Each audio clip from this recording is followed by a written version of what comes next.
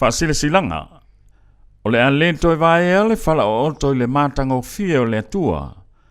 O le sa tapu a oina lo tau so i fua ma lo mato wala.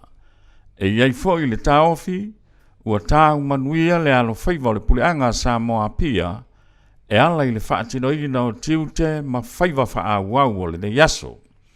Ai le ava ma le minga o tele, e fia whailo atuai mo le sila fia i le tatu puleanga, o le whaau unga o le fionga ti a kono lui le ofi sueina, e a vea mo si taulanga, ua uma o na whailo atu i tusi wala au lia, ua tufa ina atu. Peitai, o nai swinga lai ti e pei o le taimi o le taulanga pa ia o le misa, sa whailo mo muatu o le itu la iwa i le taiao, ua suia mai nei i le afa o le valu i le taiao, ai le o le itu la iwa.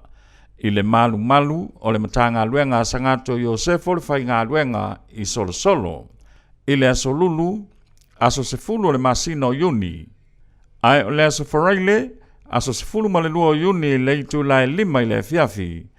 O le ao si ai le masisa mua le o si taulanga.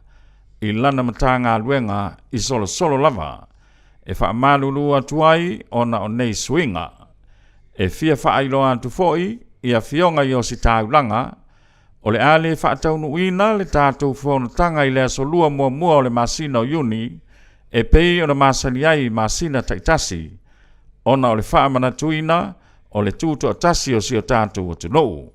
Whaia le nei whaasira silanga ma le whaalo alo tele, sai lia le whaasira silanga, e le ofisa o le aki e pikopo o Samoa Pia.